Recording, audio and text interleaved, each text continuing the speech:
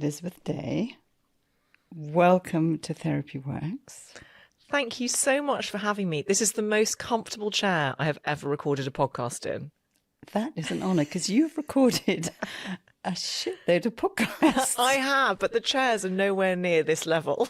Good. Well, I'm very pleased. And you are also the first time I've ever had a guest twice. Oh my goodness, I'm so honoured. And our last conversation, I have to say, is still one of the kind of landmark conversations that I've had that I still remember. So I'm kind of personally really thrilled that you're here. And I can't wait to talk to you about your new book and you and what's been going on. But to kind of introduce you, I feel really honoured that you're here. And I think what hasn't been sort of acknowledged enough about you is that through your work, you have changed the lives of thousands of women and men too, I think often women. And you've helped change their relationship with themselves and each other, building a community where vulnerability is strength, but there's a kind of fierceness to be your full self that is also a kind of radical self-acceptance and compassion. And in the changing of their perception of themselves, that really does change their lives.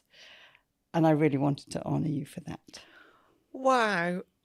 I can't cry now because we've only just started, but that means so much to me. Thank you for putting it like that. And I love the words that you reached for there. That is everything that I aspire to do and be. And so for you to say that you can see that in the work that I do is just a huge gift to me. So thank you. And you will know this because you know me.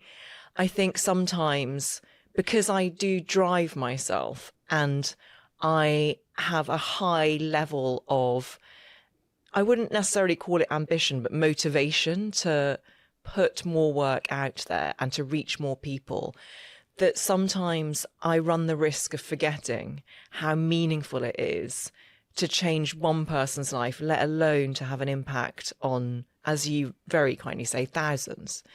And that's really what makes my life have purpose. So thank you. Yeah. And it's probably hundreds of thousands. And I think, you know, there's that Jewish saying, if you change one life, you change the world. Because how each of those people are with themselves, when they are changed, when they're kinder to themselves, they're less kind of critical, that will change their behavior with everyone around them. And for every relationship we have, if we're lucky, we have kind of 9 people significantly close to us.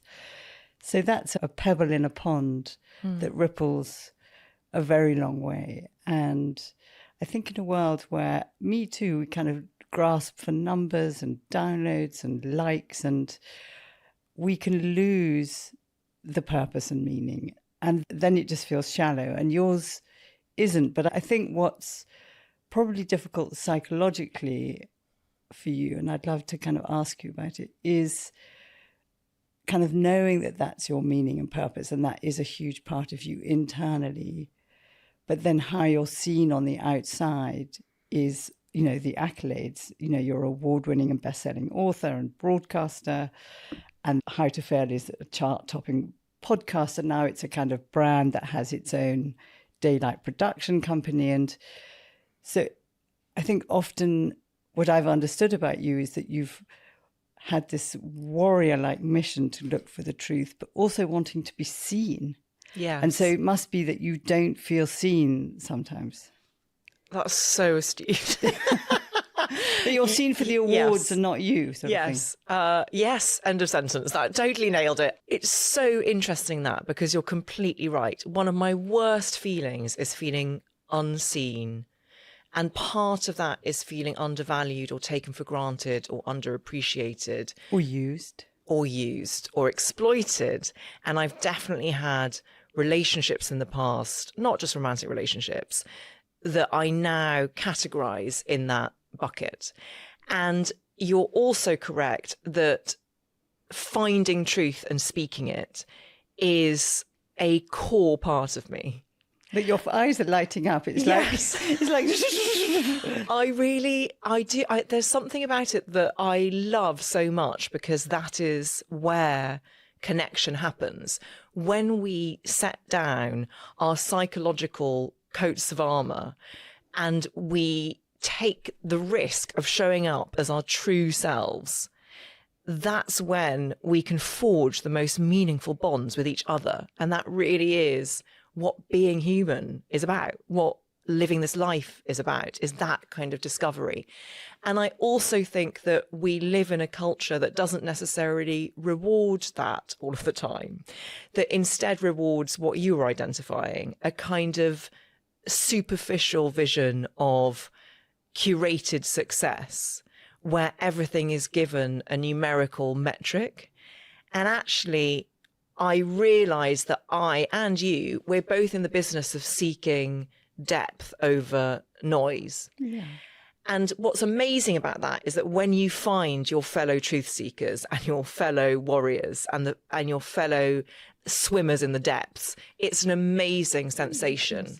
Yeah. And the difficulty is that we have to accept that there'll also be a cohort of people who never get it and never want to see it.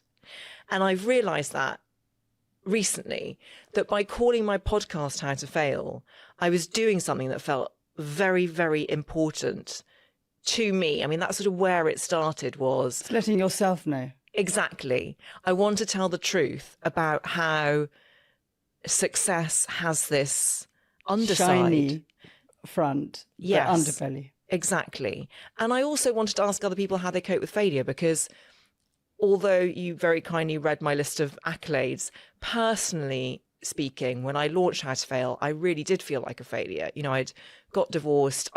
My words, failed to have the babies that I thought I wanted. A new relationship had ended out of the blue just before I turned 39. And I felt lost and confused. And so I wanted to ask that question of other people. But I now understand that that was quite a declaration, calling it How to Fail. I mean, I really put it front and center. And for certain people, that's really challenging. And they won't want to listen or engage, because they won't necessarily want to look at aspects of themselves that they feel embarrassed, humiliated, or ashamed of.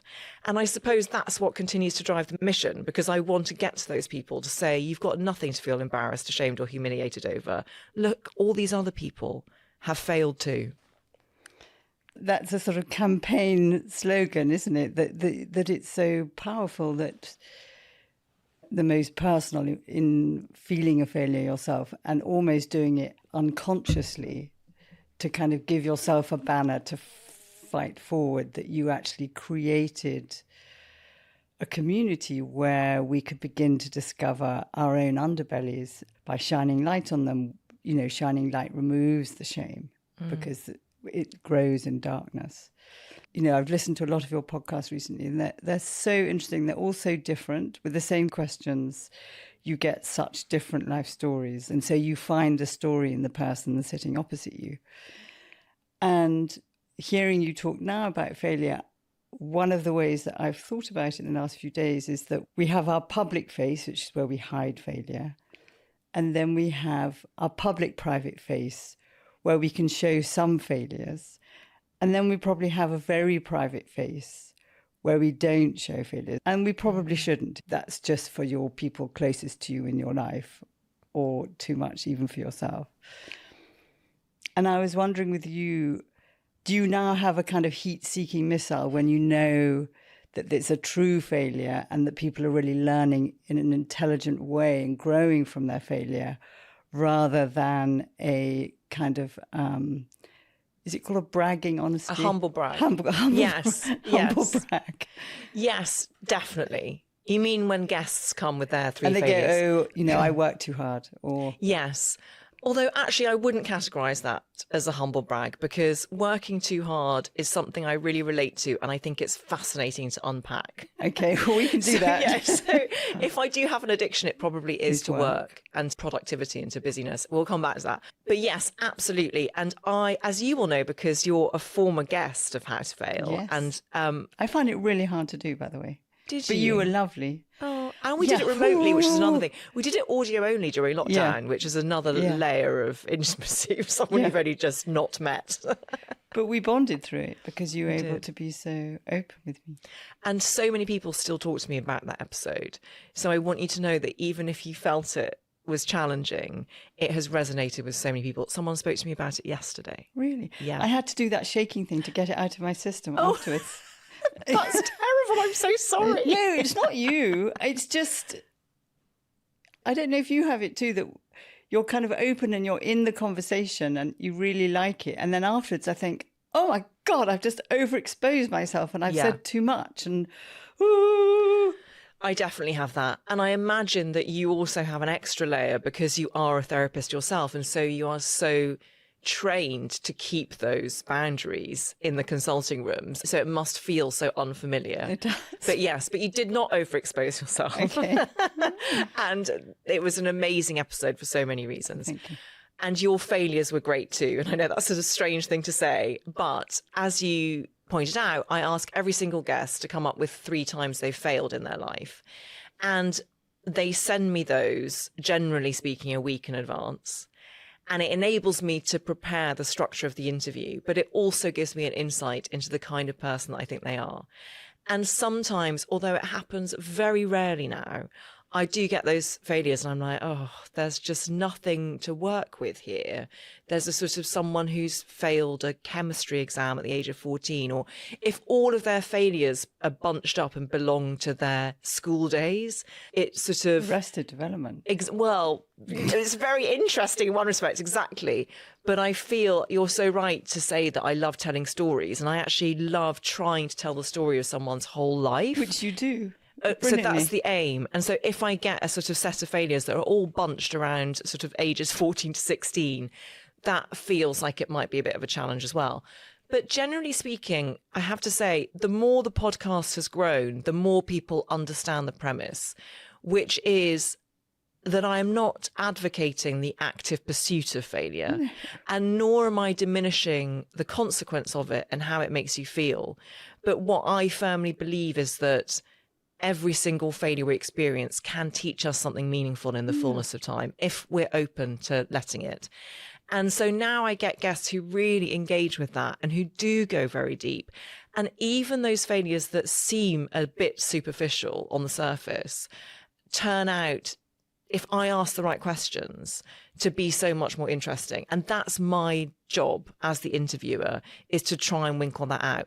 And there was one example a few years ago with the wonderful children's author, Michael Rosen. And one of his failures was failing to catch a ball at a cricket match. It was a specific cricket match from his teenage years. And I thought, okay, well, I know nothing about cricket and I'm not sure where I'm going to go with this. But we started talking about it and he said, you know, I had failed to catch this ball and I just wish I had. And I thought, gosh, how interesting that it stuck with you all of these years. I said, as part of the reason you think it stuck with you is because you have a fear of letting people down. And there was a long pause. And then he said, yes, because my son died of meningitis when he was in my care and I feel that I let him down. I mean, I'm just getting chills now remembering it because it was so moving. Yeah. And sometimes people go through so much and experience so much grief and loss, and they don't think they want to talk about it or address it. And yet it's the constant current through their lives. It's shaped everything. So how can they not address it or talk about it? And so a moment like that was a very good reminder to me that not every failure is what it initially seems.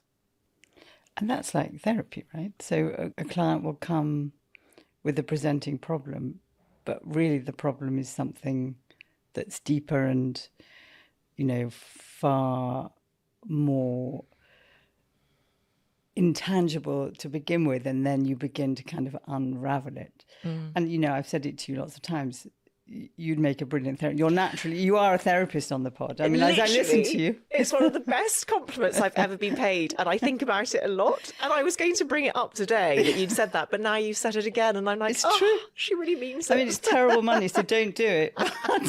But I mean, you are. But I was thinking, in relation to Michael Rosen, he's a very extraordinary man. But I was thinking you and people often talk about how we carry our invisible challenges. And one of the things I was thinking with you is that often you have to talk to your guests about their children and their families. And you've been very open about the challenge you have of being childlessness, of having unwilling childlessness rather than chosen. And I just wonder how you do that when it's cost you so much. And I remember you saying to me on our previous episode, you know, you want people who have children to think about others who don't have children and wonder what that pain is like for them. And because it's invisible, often it isn't acknowledged, it's not seen. Exactly. Well, thank you for such a compassionate question. And I am in a much better place about it now from when we last spoke. You're completely correct to say I am childless, not by choice.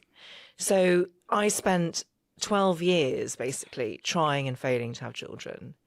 And that's such a long time. It is a long time. Years. And you, Julia, and I know you won't want to talk about it, but you really helped me through a key phase in that. So thank you. But I had 3 rounds of unsuccessful fertility treatment, 3 miscarriages, a pretty unsuccessful round of egg freezing. Like all of that was going on. Lots of medical procedures to try and find what the root cause might be of unexplained infertility. That's what they call it.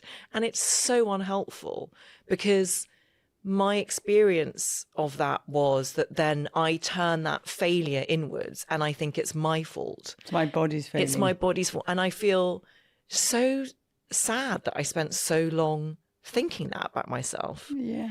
And meanwhile, it was during a period of time when most of my peers were having babies with alacrity, and it seemed to happen so smoothly for easily.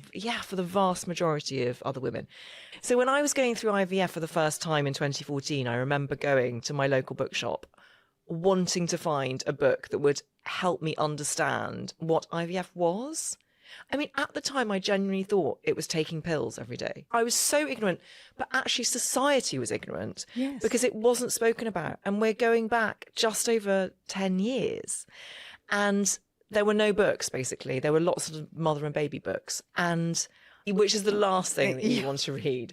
So then I turned to the internet, and there are lots of internet forums. But the problem with the internet forums is that they tell you everything you want to hear and then everything you don't want to hear in the same breath. It was a very confusing and unmooring period of my time. And I went through a divorce in my 30s as well. Then I had another relationship that ended. Then I did egg freezing. And to cut a long story short, I met my now husband on Hinge. Shout out to Hinge. I know it's terrible now, apparently, but I'm forever grateful to that dating app. Yeah. And he already has 3 children. And I thought then that I was edging towards being at peace with not having children myself, but I was lying to myself. And he and I got pregnant naturally out of the blue just after I turned 41. And I think it showed us how much we actually wanted it. And so then we started actively pursuing it.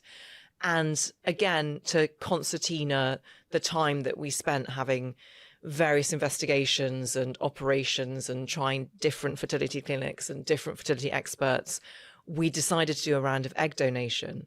And we went to LA to do it. And that whole experience was extraordinarily stressful. It took a year to find the donor for various reasons. We went to LA, and then at that point, everything on paper seemed like it was aligned. My levels were good. I was responding well to the drugs. We'd found the donor. Hope. There was hope. There was hope. And I felt I was getting signs from the universe that this was the time. We'd picked out a name, everything. Oh. And I was notified by email by that clinic, who I'm glad to say have since changed their practices because of this, that I was not pregnant at the end of the 10-day waiting period. And it was so devastating. And that was definitely one of the lowest points of my life. And I didn't know how to proceed. And the reason I'm telling you all of this is because it ends up with me finding peace. But I want to make it really clear to the listener how hard won it was, so that if they're going through something similar, they know that there is hope at the end of this. And it's not always hope that ends with the baby that you think you want so much in your arms. So it was a very low point. And around that time, I was just flailing around looking for answers and looking for other people to tell me what to do, because I no longer trusted my own decision-making or instincts or judgment. But I also didn't trust fertility experts because I felt like they'd sold me a lie. So it was this really upsetting situation. And in the end, what really helped was talking to a dear friend of mine who's been through lots of fertility treatment herself. And she said to me, I think you need to let the idea go for 6 months and just see how that feels in your body. And then after 6 months, if it still feels something unsettled that you need and that you are driven to pursue, then we can pick it up again. But for now, you need to give your body and your soul a rest. And it was amazing advice. And it also gave me that permission slip to quit. And I use that word advisedly because I think there's so much cultural conversation around quitting being a sign of weakness. Yeah.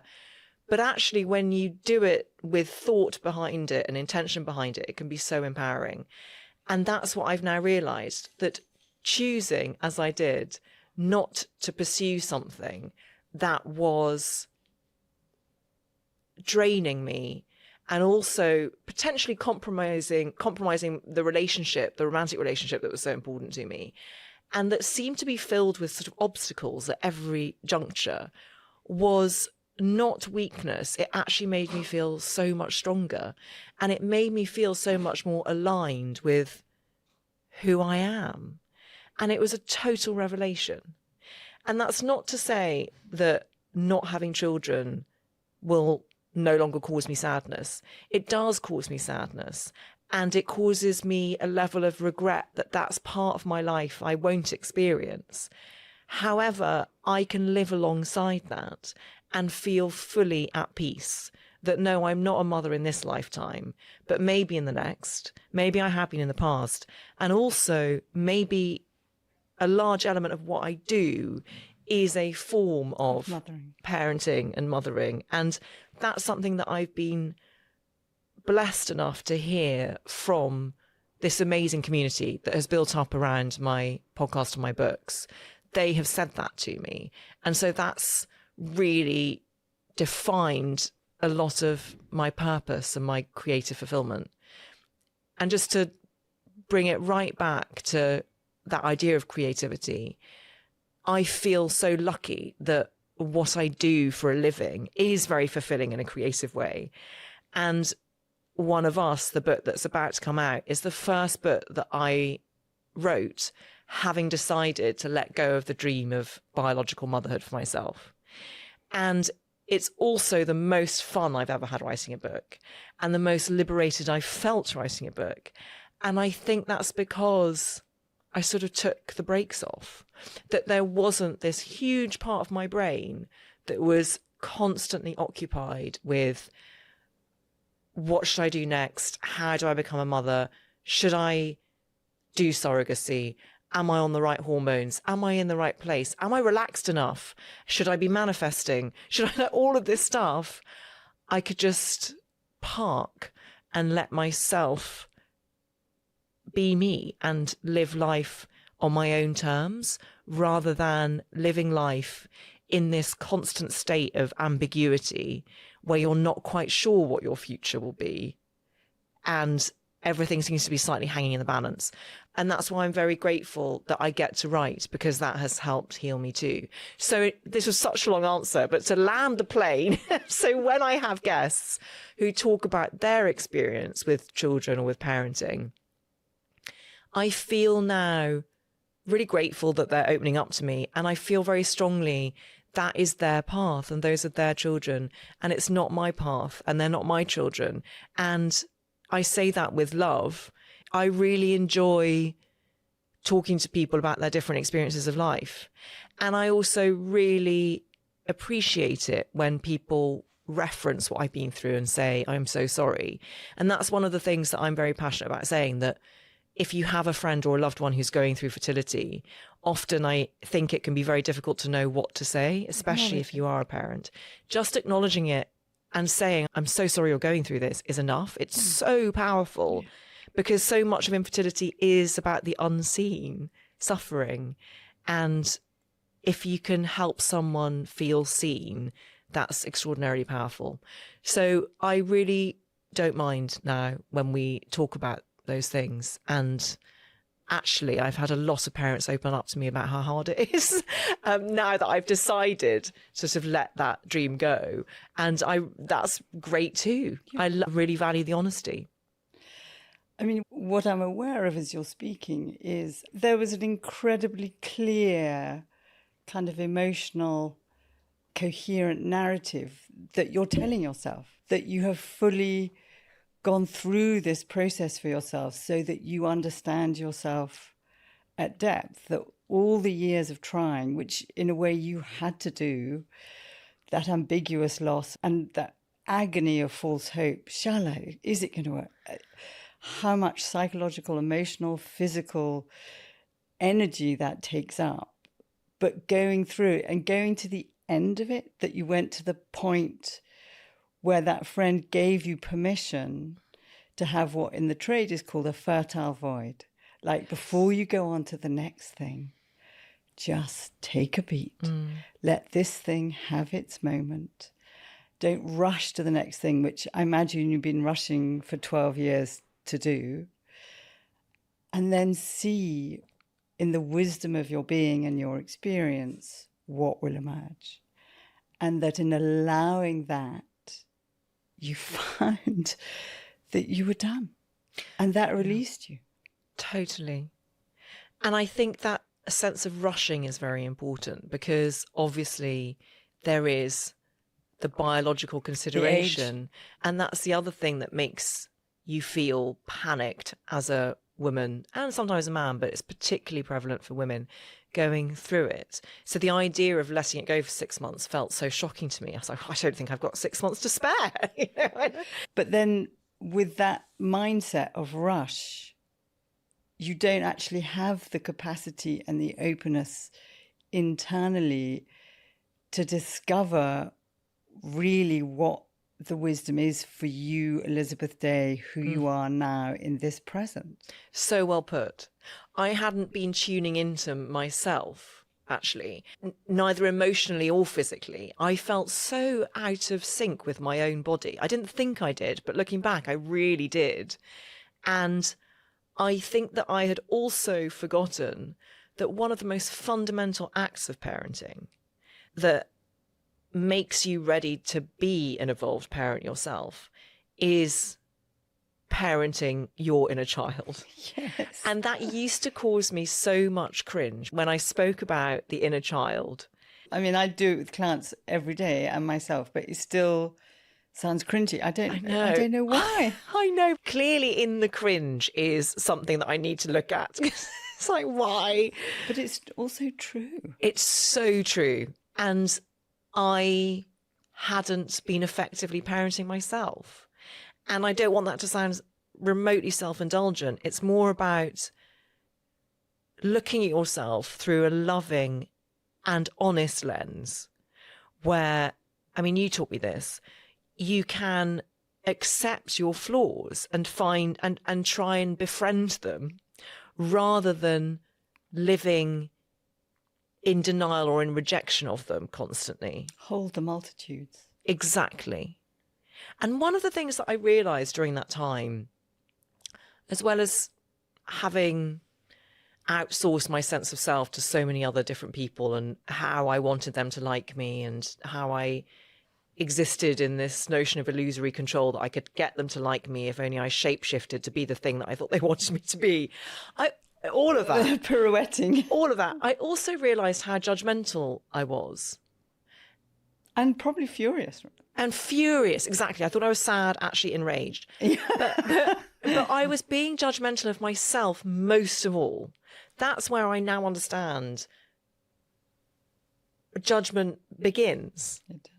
And so actually, when I catch myself now, and it still happens, like when I'm sort of frustrated and I'm in a rush and someone's walking incredibly slowly down the street in front of me, and I feel all of this tension and anger rising, and I'm thinking mean things about them, I catch myself and I'm like, stop that. Because actually what you're doing is you're judging yourself most harshly. And that's been really helpful. That is really helpful. And there's an image for that, which is the bigger the front, the bigger the back. So the more you kind of put on and judge others and put on this fake show, the bigger you're covering up what's behind. Yes, totally. And actually, examining failure has been so revelatory in that respect. Because I was thinking that, you could do a PhD. You must have learned so much about yourself, about others, about how to find your kind of path with that. And maybe some of that is what came into One of Us. Should we talk about One of Us? It's actually the first proper interview I think I've done about One of Us. So I'm excited because you'll know this. When you write, well, my experience is when I write a book, I don't really know what it's about until I've written it and someone else tells me. So I'm excited to hear what you made of it. Well, I read it in 2 days.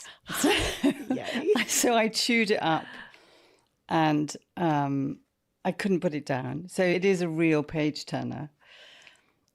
The characters, I kind of know all those characters. That makes me happy. Yeah.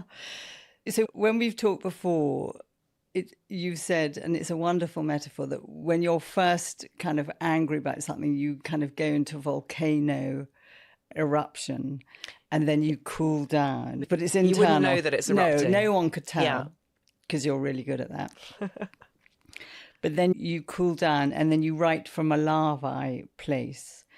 And with that kind of surgeon tool that you have with words, it feels like you've captured a particular time in the UK of politics, of power, of family relationships, of dysfunction, of what we do to cover up, what we will do to get power. And in a way, at the heart of it is a kind of unseen in themselves longing to belong and be loved. Completely that. That is the best summary. Yes, all of those things. I'd forgotten I'd used that volcano metaphor. It's a good one. It's a very good one. Because how you kind of depict them is like they made my skin crawl, like Richard made my skin crawl.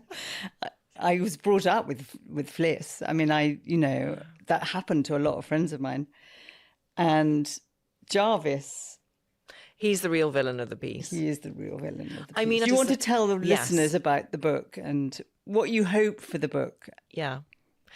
So you're absolutely right in your assumption that I felt I wanted to write something about the particular condition of this country and this political world that we find ourselves in, where we keep electing people who damage us.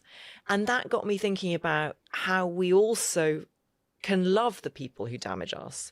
And very often they're the people that we hold out most hope for because they're most withholding. And so it is about belonging.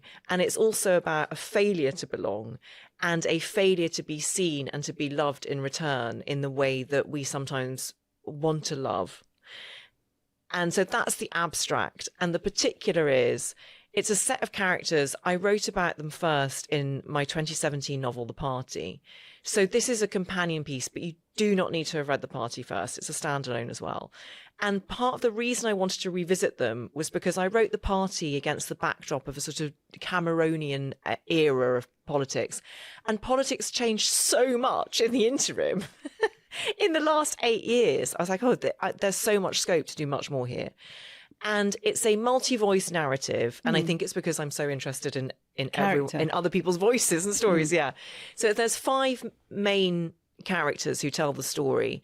There's the character of Martin Gilmore, who is someone who is the quintessential outsider. He had an impoverished background but got a scholarship to private school, and there he befriended Ben Fitzmaurice, who's this son of an aristocratic family, charming, good looking, and now when we meet Ben again, destined for the top echelons of politics. So he's being tipped as the next prime minister. And Martin and Ben haven't spoken for 7 years because some trouble went down at a 40th birthday party, but Martin has nursed his grudge like a pet in the intervening years, and he is suddenly invited back into the Fitzmaurice fold, and so we see what unravels. Then there's the character of Serena, who is Ben Fitzmaurice's wife, and she is a woman who for many, many years traded on her beauty. She was a stunning blonde who never really had to try that hard to be given the gift of existence. And now she's finding that her beauty in her eyes is fading, and she's grappling to understand who she is and what her role is. Her children are off at boarding school. She doesn't feel connected to them, yet she longs to be a present mother, and she's going through the menopause. So that was fun to write, because so was I when I was writing that character. Then there's the character of Richard Take, who you mentioned, who I had an enormous amount of fun writing, who is a failed Tory MP, who has just lost his front bench seat because of a scandal. And that gave you so much pleasure. It gave me so much pleasure to write him. Because actually, I was very inspired by something Margaret Atwood said about The Handmaid's Tale. When she wrote The Handmaid's Tale, which is a vision of a dystopian future, she said she was not writing anything that had not already happened or wasn't happening in the world. And so I set that as a kind of challenge to myself. So most of the things in One of Us, although they seem absurd and comic, have happened in some way or other. So Richard Take is very keen to go on a redemptive arc in the eyes of the public. And so he signs up to various reality TV shows and does various podcasts. And he's a bit of a national laughingstock. But One of Us is also the story of how he changes through circumstance. Then there's the character of Cosima, who is Ben and Serena's eldest child. And she is 17 and is driven by this sort of truth-seeking idealism. And she is a climate activist, which neither of her parents knows. And I pause you there, because what I thought about her in the work of kind of family systems, often one member of the family will act out the dysfunction for the whole family.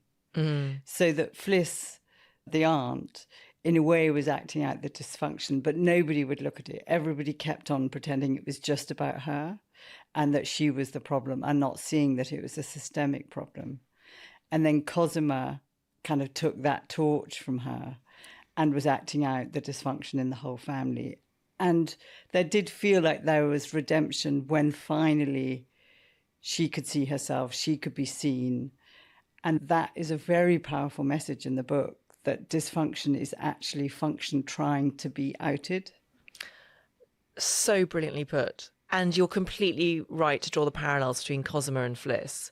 So Fliss is Ben's sister, and very much, as you say, seen as the black sheep of the family, the troubled one, the one who gets into drugs. The tricky one who goes and lives in Bali and Ibiza and never holds down a job, who Ben feels that he has to bail out. And she's sort of dismissed and hurt and feels that she's unlovable. And actually, she's the real victim of the piece. It's what happens to Fliss that brings together all of these other threads.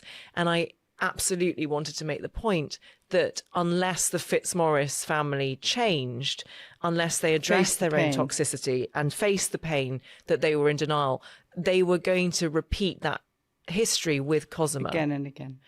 And actually, Cosima is not based on, but I was very inspired by the story of a young climate activist called Cressida Gethin, who is an extraordinary person. She's a student at Cambridge University who was imprisoned for her part in the M25 protests. And whenever I've heard her speak or watched her speak or read her quotes, she just strikes me as this extraordinarily sort of pure person who viscerally believes in what she's doing. Almost, and I don't want to be... So one can trust her, that's so yes, authentic. Exactly. I don't want to be hyperbolic, but almost sort of Christ-like in that kind of clarity. And these young people who are taking up the cudgels of this terrible battle...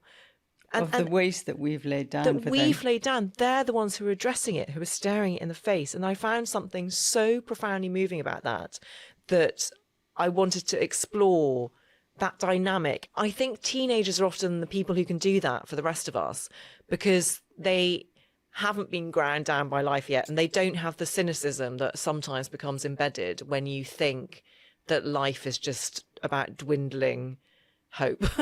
Because I think the thing that you were saying, which I got from it, was in that sort of blissful evangelical fight, us old chiseled adults kind of patronize and diminish them. Yes. But actually what you're saying is, listen.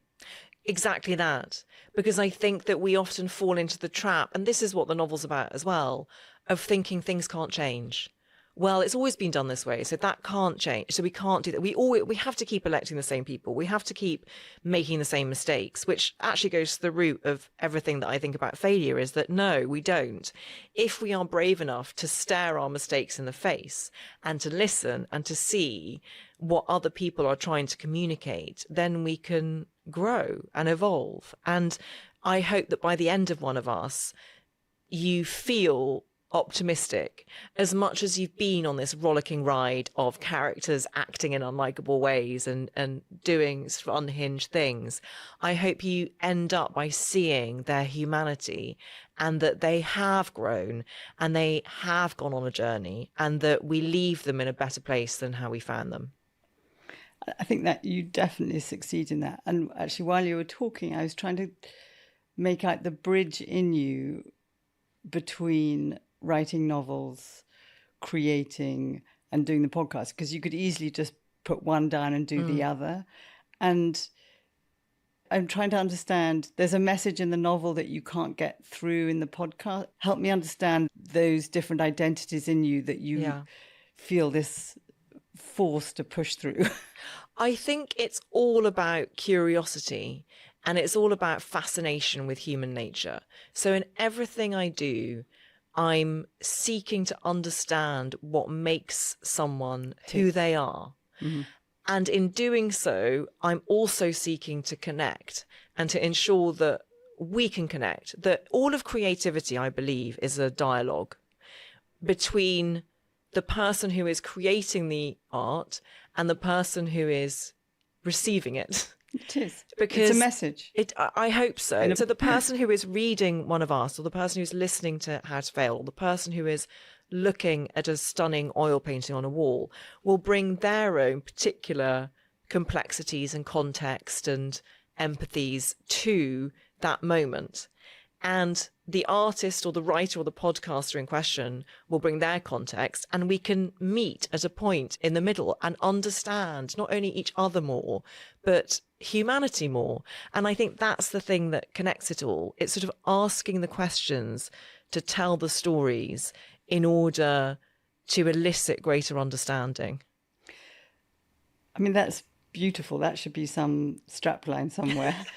Because in a way, what you're talking about is a relational self-awareness, in that when I'm saying something or making something and you're open enough to receive it and we connect, there's a third entity that emerges. Yes. Which is the kind of birth of something else. Exactly. When we come together, it creates a deeper third entity that we understand each other, but also humanity. Exactly. And that's the exciting thing about art. When an actor goes on stage every night, every single night will be totally different, even though it's the same play. Because, as you put it, that entity that exists, that's so exciting to me. And I also think there's a more straightforward line between failure and writing. I mean, all creativity really is grounded in failure, and it's grounded in how you respond to failure. So every time I write a book, my friend Sadie Jones, who's an amazing author in her own right, had this brilliant metaphor, which was every time she sits down to write a book, she thinks she's going to build a beautiful cathedral, stunning cathedral of epic proportions. And what she ends up with by the final page, yes, La Sagrada Familia, all of it. What she ends up with by the final page is a perfectly serviceable garden shed. And it's so true. The thing that you have in your mind, the sort of Neoplatonic ideal of the book or the podcast episode, it will never happen like that. Just as life never happens like that. It's so much more interesting as a result of it not happening like that. As a result of the curveballs that life throws you or my characters throw me, it becomes something so much more human. And garden sheds are great. They're so great. They're so accessible, and you can put all of your stuff in them. So in many ways, they perform functions that grand cathedrals don't. So failure and sort of failing to write the thing, but then realizing that you have to keep on writing in order for something to exist has been a huge part of my creative growth. What I take from that actually is growth itself, because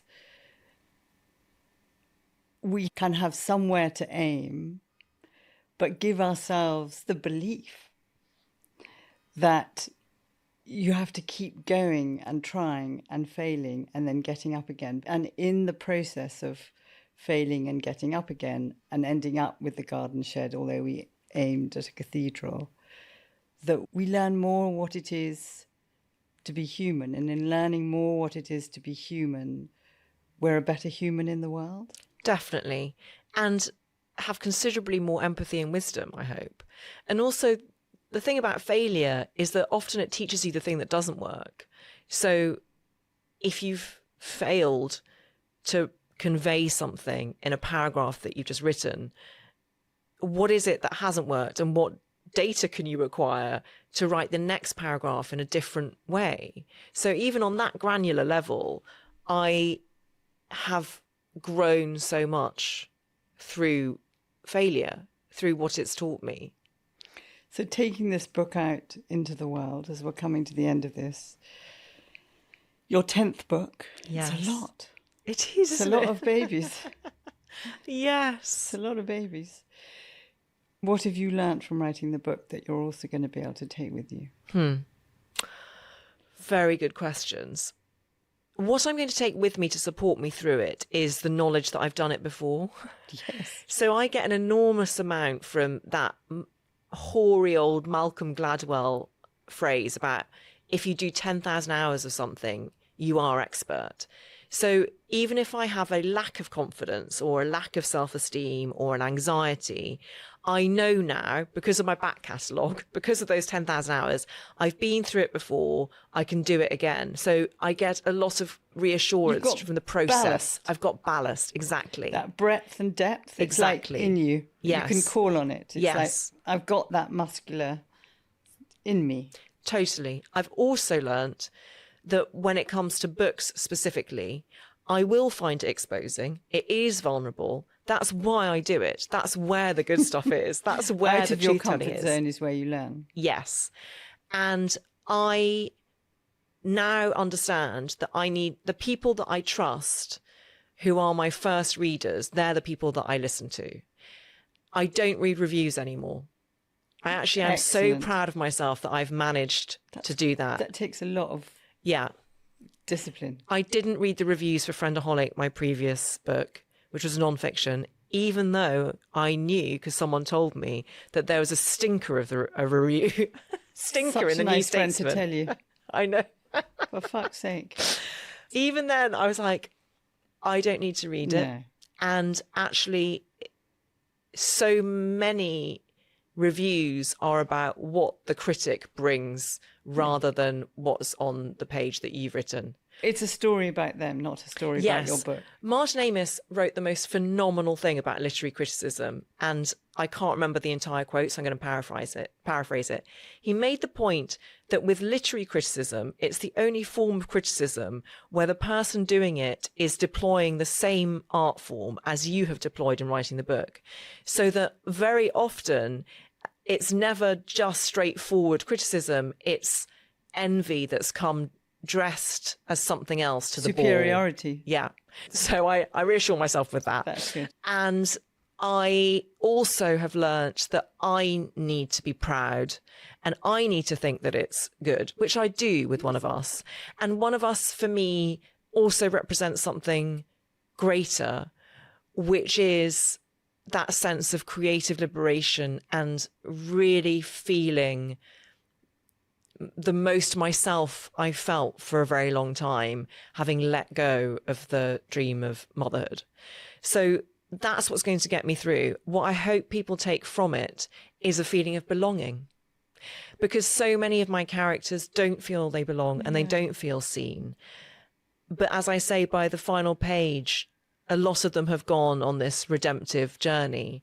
So I hope that any reader sees some truth that they can apply to themselves that makes them feel less alone and more connected. And I also just hope that they really love reading it and they whip through it and they take it on holiday and they read it on their lounges and Give it to a talk friend. about it. Exactly.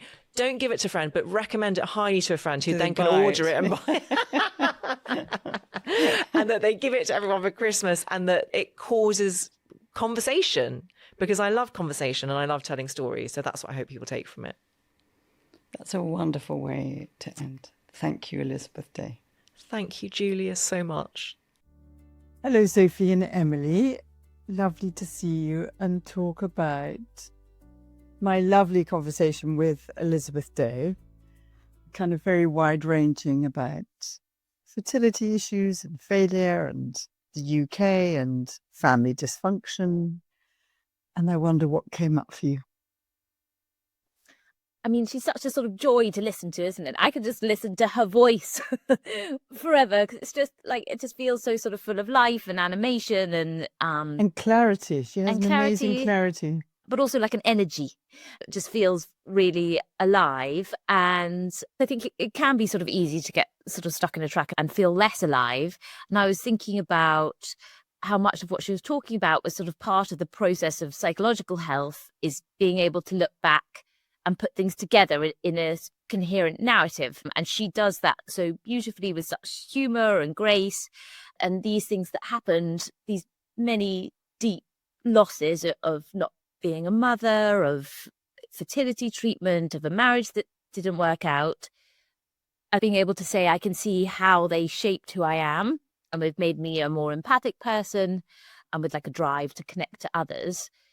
But at the time when those things happen, when shit things happen, they don't make sense, do they? You can't put them in a narrative. But there's sort of such a big part of being able to just be okay, not feel about those things, but just kind of be able to place them in you, is being able to put them into a narrative. And if you can't do that, you sort of are so you feel, I think you just get stuck in them, don't you? And that's when you lose the aliveness. That's really insightful. Yeah, so I also was thinking about, when you say that, and I was like, oh yeah, because when you're in the thick of accommodating huge losses like infertility or childlessness, not by choice, then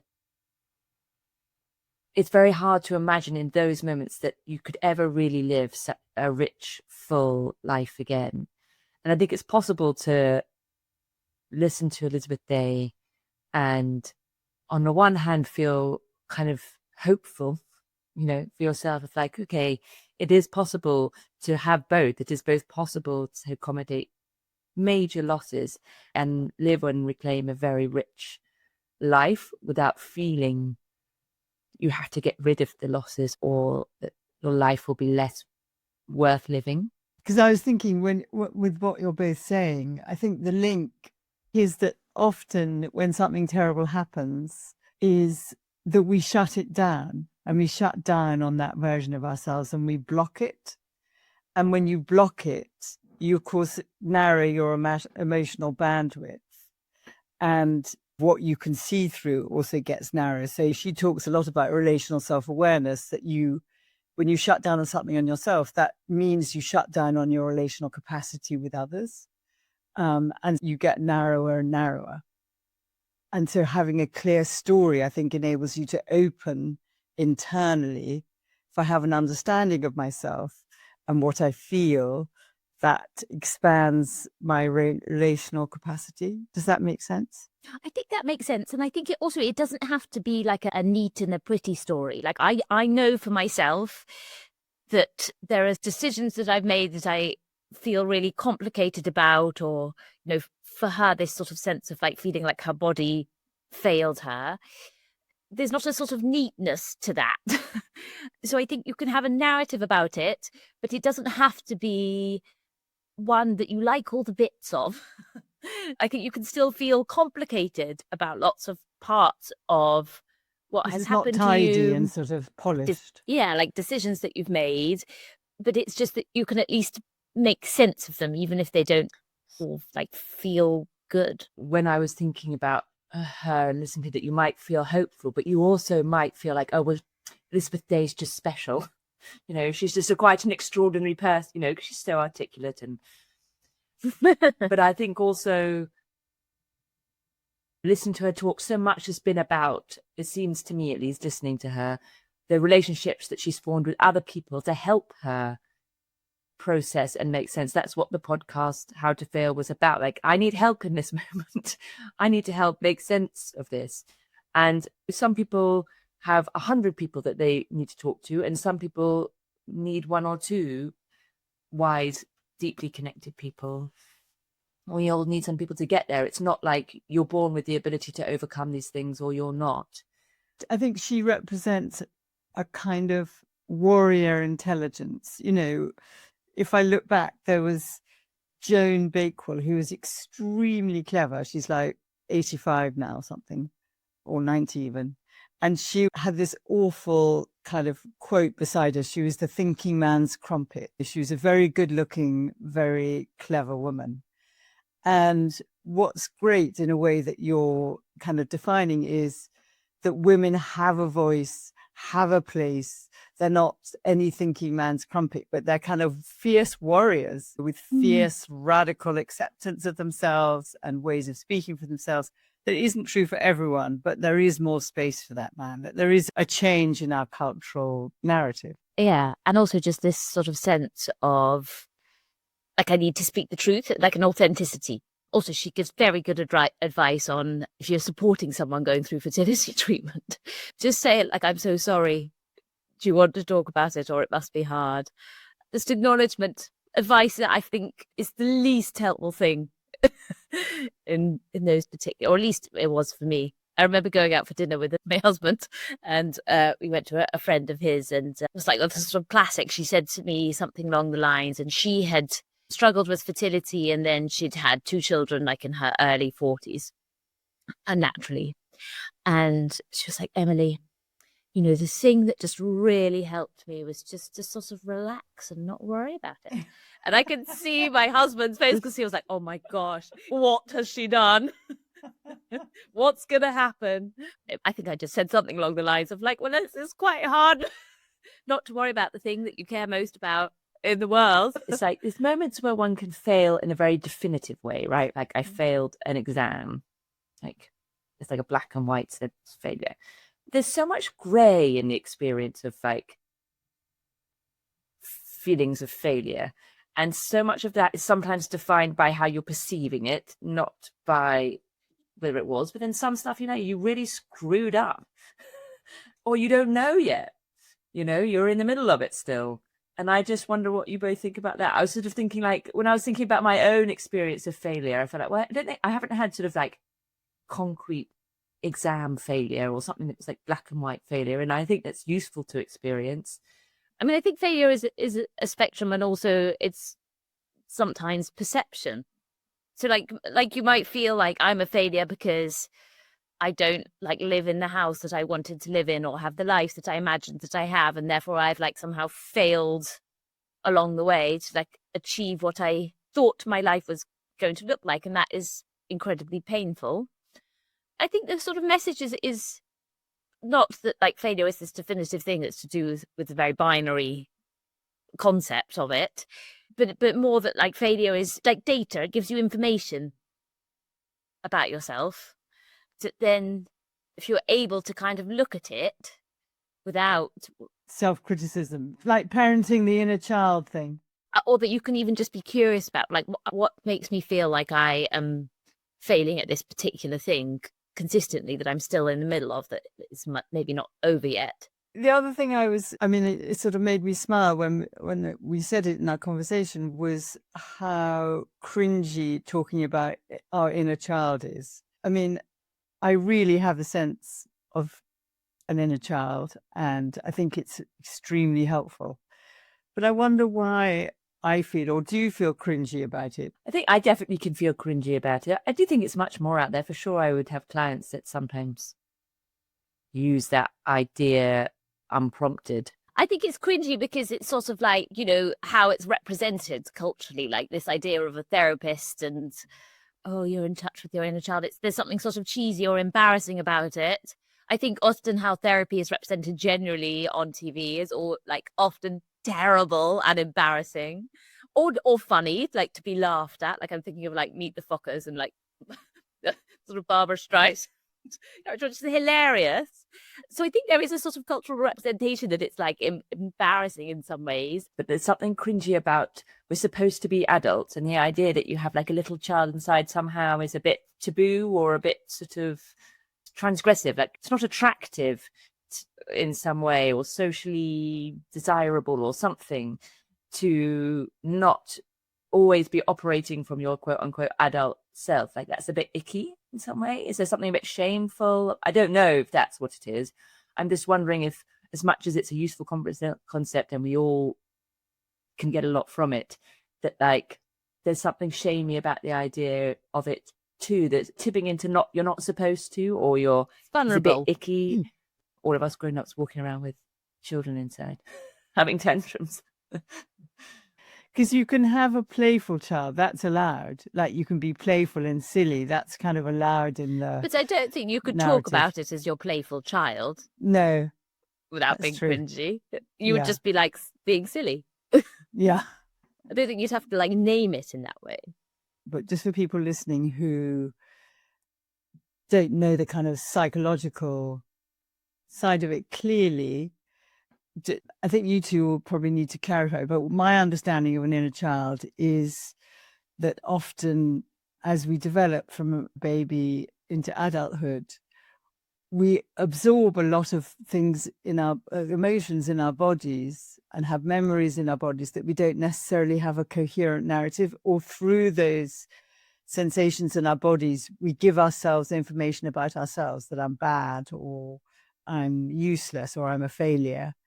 And those beliefs about ourselves that aren't kind of clear at the time can get ignited by something in the present when we're an adult. And they can then play out, and you behave like a 5-year-old, and you don't understand why you're behaving like a tantruming child. Or I often talk about a screaming baby. Or have I got that just about right? Yeah, and I think it can be as sort of complicated or simple as you kind of make it in a way. Like it can just be like imagining a photo of yourself as little, and remembering the hard bits of what that was like to be, and that you sort of developed a system as that little person to survive in whatever environment you were having to survive in. And that little person is still there. And so sometimes those things that you did to survive when you were really little, they still pop out now in circumstances that remind you of that environment. And those things that helped you survive then are not always so helpful now. Yes, that's good. The maladaptive coping mechanisms As that an were adult. adaptive then, but are maladaptive now. Yeah. Like maybe you shut yourself off because you didn't feel connected, and therefore when you're sort of feeling like you might be rejected, you shut yourself off again instead of seeking connection, like a basic That's example. Really Yeah. Also, total tangent, I also met my husband on Hinge, so me and Elizabeth Day obviously have a lot in common. I mean, we're basically like the same person. I didn't know it was Hinge. So thank you, Elizabeth Day, for a really wonderful conversation. And thank you both. And thank you, everyone, for listening.